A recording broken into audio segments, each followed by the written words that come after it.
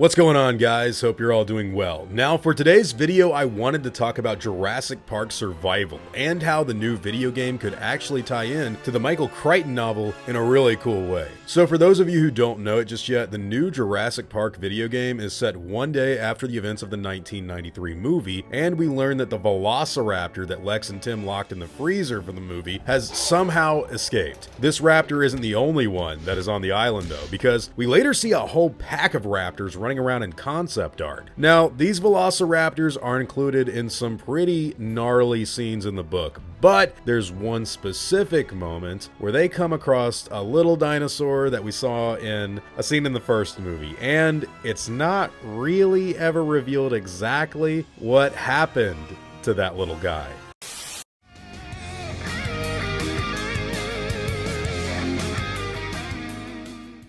So you're probably already saying to yourself that this animal obviously died after everyone evacuated the island at the end of the original Jurassic Park, and that what actually happened to it isn't exactly difficult to figure out. But with the announcement of a new video game coming out that picks up literally only one day after the events of the 1993 movie, a lot of people are wondering just how the new story is going to tie into the first film. And with the reveal that a full-grown velociraptor has gotten out of the freezer that Lex locked it in, I think the possibility of seeing animals like this raptor hatchling are higher than ever before. But what can the wider lore also tell us when it comes to this creature and the environment we're going to get a chance to play with Jurassic Park Survival when it comes out? Well, that's what I wanted to go over today, because this is the first time in years that we're going to be seeing something directly after Jurassic Park that builds off of what we've already seen. So in Jurassic Park, John Hammond was present for the birth of a new velociraptor hatchling. This animal is never again seen in the movie, but in Michael Crichton's book, it actually returns in a scene in which adult velociraptors have invaded the building. The hatchling in question in Jurassic Park's book is not killed by the power going out or anything like that happening, which is a theory that I think would hold some water, since their temperature may have to be regulated right after birth, at least to some degree. But no, the raptor hatchling actually dies from one of the adult velociraptors killing and eating it in the novel. And with the reveal that the raptor that was locked in the freezer now becoming free, I wanted to bring that up as a probable possibility for Jurassic Park Survival. We don't know for sure if this hatchling is even going to be in the game, but before the trailer came out, we didn't even think we'd ever get to see the raptor locked in the freezer again, so everything is on the table. Now, truth be told, I'm not so sure Universal Studios would go in that direction, because everything has been babied down and silly to the point of it being kind of nonsensical in the modern day. I mean, I'm just speaking as a fan of the original Jurassic Park here, and I loved the first Jurassic World and stuck up for Fallen Kingdom a lot, but when you've got Owen Grady riding up in a 1980s station wagon with wood panel on it to drop off a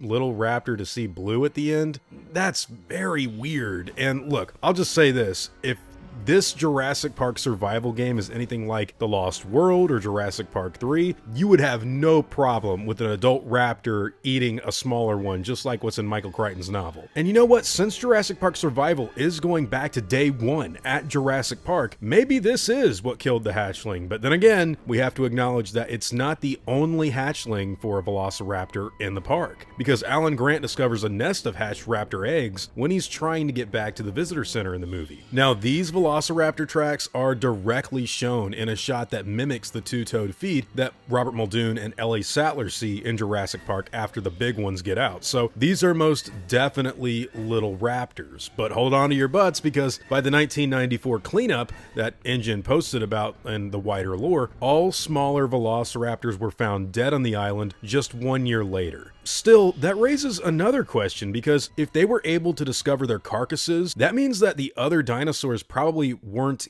eating the little raptors, at least not eaten whole by any predatory creatures on the island, because they found remains. These guys would have been kind of small, so, you know, they had to have been killed some way. The possibility of them being killed by a harsh climate environment or something else seems like a possibility, but we just don't know about anything being factual just yet. So Michael Crichton's Jurassic Park novel has a really good scene surrounding this whole raptor hatchery setup in what I consider to be one of the most awesome Dr. Grant scenes and like all of Jurassic Park history, Alan Grant actually uses the eggs inside of the hatchery and injects poison inside of them so that he can take out a few of the full-grown raptors. Now, let's say that at some point in the video game, the little hatchling raptor unfortunately bumps into one of the bigger adults. Well, who's to say that we, as the player, can't take them out the same way Alan Grant did in the Crichton novel, by injecting those dinosaur eggs with poison and just rolling them on over to the full-grown adults and watching the dinosaurs fall over with foam in their mouths, just like the way the lead paleontologist does to them in the book. I mean, for a stealth video game with these dinosaurs in it, where you kind of have to run from them and hide like in Alien Isolation, it would be a seriously cool gameplay mechanic. You toss an egg to a raptor while trying to crawl out of the way and hide so that none of the other ones can see you, and then watch the one behind you fall over and then make an escape. It would make for a really cool video game if they just went back to that novel, especially with this whole hatchling raptor idea. Now look, I do know that Universal does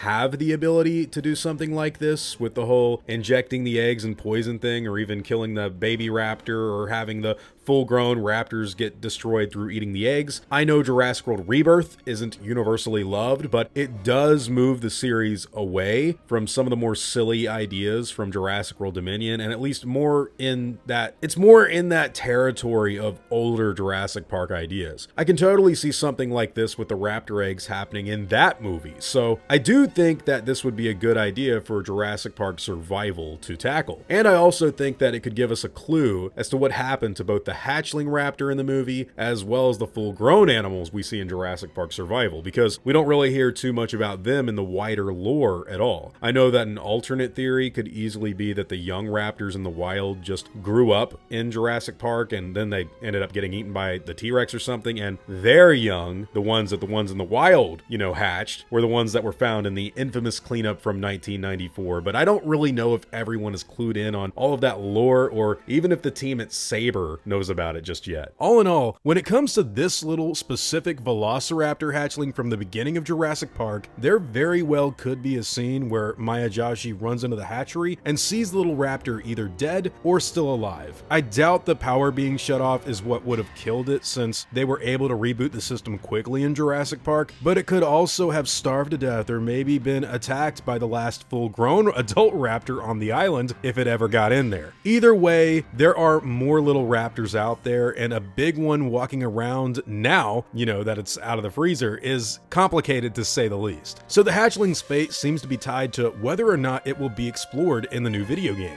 I think it might show up if we're lucky, maybe even if it's just an Easter egg. Personally, I just like the idea of following up on Jurassic Park one day after the events of the movie, and this thing is definitely a part of that train of thought. I've given a bunch of possibilities, but in the end, what do all of you guys think? Will we see this dinosaur in Jurassic Park Survival, and what are your thoughts on how it will end? We know that by 1994, there are no living velociraptors on the island, and they did find the remains of smaller ones, which means they were totally not eaten all the way through anyways. So what does that mean for this little guy? Whatever your own thoughts and opinions happen to be, I'd love to hear all about them in the comments down below. Now, before I go, I want to thank everyone that's helped me build my channel over the years. I'd also like to thank every one of you guys who've watched my stuff. You've all been extremely cool to me. If you enjoyed the video, I'd appreciate a like and hope that you'll consider subscribing. God bless you all. Christ is King. See you guys in the next video, and as always, take it easy.